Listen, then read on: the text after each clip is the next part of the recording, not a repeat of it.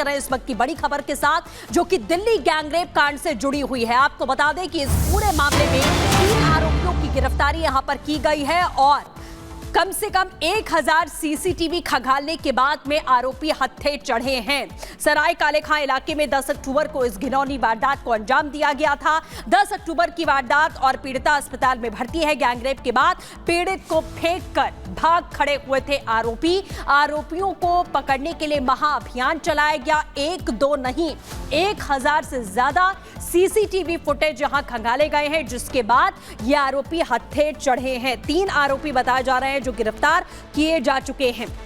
दिल्ली के सराय काले खां में एक महिला से गैंगरेप की वारदात को अंजाम दिया गया था।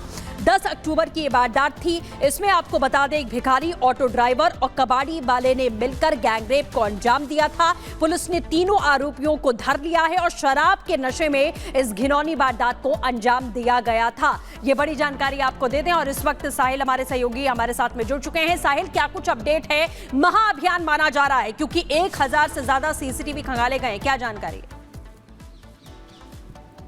हाँ जी, देखिए 10-11 अक्टूबर की दरमियान रात को ये मामला सामने आया था गैंगरेप का। दिल्ली के आईटीओ इलाके में एक मानसिक रूप से कमजोर जो युवती थी वो घूम रही थी। उसी दौरान जो आरोपी थे शख्स, जिनका नाम बताया जाए प्रमोद और मोहम्मद शमसुल, ये वहाँ पे घूम रहे थे। लड़की पे नज़र पड़ती है, उसी दौरान युवती के साथ जो है गैंगरेप की वारदात को अंजाम दे डालते हैं। इतना ही जो तीसरा आरोपी था ऑटो चालक प्रभु महतो, वो रात 12 बजे के आसपास वहां पे पहुंचता है। युवती की जान को बचाने की बजाय युवती को जबरदस्ती ऑटो में बिठाता है, राजघाट लेके जाता है और राजघाट की सर्विस रोड पे गैंगरेप की वारदात को अंजाम दे डालता है। इतना ही नहीं, तीनों आरोपी युवती के साथ ऑटो में मौजूद होते हैं और आखिर में दिल्ली के सराय काले खां इलाके में युवती को छोड़कर फरार हो जाते हैं। और उसके बाद लगभग 11 अक्टूबर की सुबह 3 बजे के आसपास पीसीआर कॉल की जाती है। सनलाइट कॉलोनी की पुलिस मौके पे पहुंचती है। युवती को दिल्ली के एम्स अस्पताल में भर्ती करवाया जाता है। लड़की काफी ज्यादा डरी हुई थी, सहमी हुई थी, जिसके कारण दिल्ली पुलिस की महिला पुलिसकर्मी जो है सोशल वर्कर बनके हॉस्पिटल में जाती है। युवती का स्टेटमेंट रिकॉर्ड किया जाता है और स्टेटमेंट रिकॉर्ड करने के बाद पुलिस लगभग 150 से ज्यादा ऑटो चालकों की डिटेल निकालती है। इसके अलावा 1000 से ज्यादा सीसीटीवी कैमरे, यानी कि पुरानी Delhi railway station, Daryaganj, Delhi gate, ITO, ये पूरी रोड के जो है सीसीटीवी कैमरे चेक किए जाते हैं और आखिर में तीनों आरोपियों को एक-एक करके गिरफ्तार किया जाता है। फिलहाल जब पुलिस ने लड़की का इतिहास खंगालना शुरू किया तो ये पता चला कि 9 जून को युवती उड़ीसा से घर पे बिना बताए दिल्ली में। साहिल, आपके पास हम दोबारा लौटेंगे इस खबर पर और अपडेट के लिए। फिलहाल जानकारी देने के लिए बहुत बहुत धन्यवाद। और अब बात करते हैं जम्मू कश्मीर विधानसभा में हुए बवाल की। कांग्रेस पार्टी और नेशनल कॉन्फ्रेंस की सरकार ने जम्मू कश्मीर के अंदर पाकिस्तान आतंकवादियों और अलगाववादियों के एजेंडे को दोबारा जिंदा करने की कोशिश और साजिश की है। संसद द्वारा पारित धारा 370 पुनर्स्थापित नहीं होगा।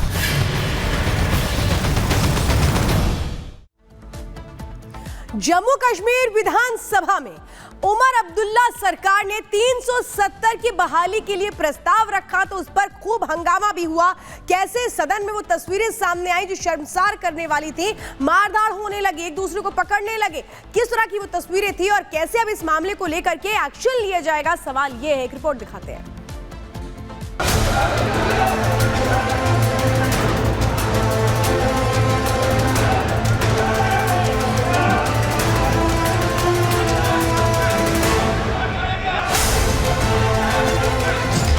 जम्मू कश्मीर विधानसभा में बवाल।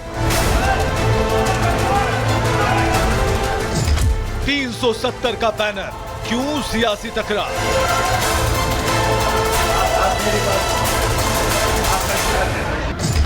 उमर सरकार सदन में आर पार। बवाल और सियासी संग्राम की यह तस्वीर जम्मू कश्मीर विधानसभा की है। शोर उस प्रस्ताव के विरोध में है जो एक निशान, एक विधान, एक प्रधान के खिलाफ लाया गया है।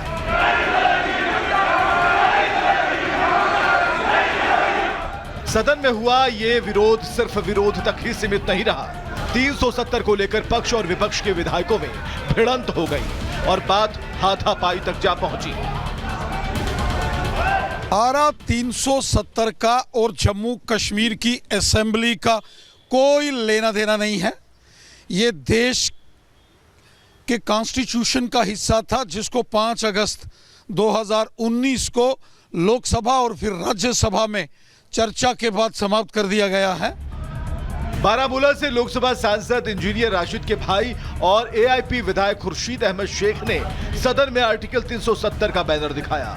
इसके बाद पक्ष और विपक्ष के बीच तनातनी शुरू हो गई। देखते ही देखते धक्का मुक्की तक बात पहुंच गई, कपड़ा खींचाई और गुत्थम गुत्थी तक बात जा पहुंची। विधानसभा में हालात ऐसे हो गए कि मार्शल को बीच बचाव में आना पड़ा।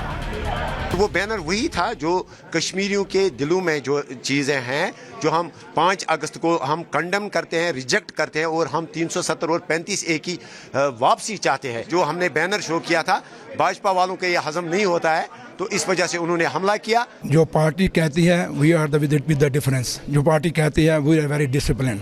आज उन्होंने दर्शाया कितने डिसिप्लिन में। जहां लीडर ऑफ द अपोजिशन खुद टेबल पे चढ़ जाए, चेयर पे चढ़ जाए, तो वहां बाकियों से क्या तवक्को करोगे। ये जो आज उन्होंने किया है, ये चेयर का कहीं तौहीन थी, ये उस हाउस की तौहीन थी जिस हाउस में ये आए हैं। मैं इंडिया अलायंस के सभी नेताओं को, देश के नागरिकों और भारतीय जनता पार्टी के कार्यकर्ताओं के माध्यम से आश्वस्त करना चाहती हूं कि संसद द्वारा पारित धारा 370 पुनर्स्थापित नहीं होगा।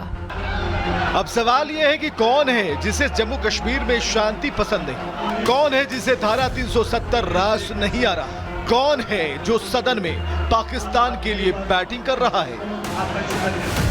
जो चीज निरस्त हो चुकी है उस पर दोबारा से चर्चा करना, और आज साफ नेशनल कॉन्फ्रेंस का चेहरा नजर आ गया है कि सुरेंद्र चौधरी को किस लिए बनाया गया था। ये भी उनको नजर आ गया कि सुरेंद्र चौधरी को किस लिए बनाया गया था, उसको यूज कर रहे हैं। तो मुझे लगता है कि कोई भी राजनेता है उसको अपने तरीके से सोचना चाहिए, ना कि जो जनता का हित है उसके खिलाफ काम करना चाहिए। हाउस के अंदर जो ज़ाब्ते होते हैं, कानून होते हैं, रूल्स बने होते हैं, उनके तहत चलाना होता है। और अगर वो ज्यादती करते हैं तो फिर उसके बगैर कोई चारा नहीं होता है कि उनको मार्शल आउट किया जाता है। इससे पहले कल भी सत्र के शुरू होने के साथ ही सदन की तस्वीर कुछ ऐसी ही नजर आई थी, जब विरोध नारेबाजी से लेकर बवाल में बदल गया।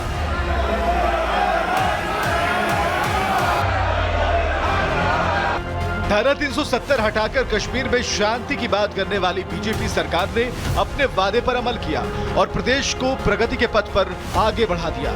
जहां पत्थर नहीं बरसते, पाक अपने मंसूबों को अमल नहीं कर पाता, जहां के युवा प्रदेश के विकास की बात करने लगे, वहां अब एक बार फिर 370 वापसी की बात करने वालों की मानसिकता पर सवाल खड़े होते हैं। Bureau report, Republic Bharat.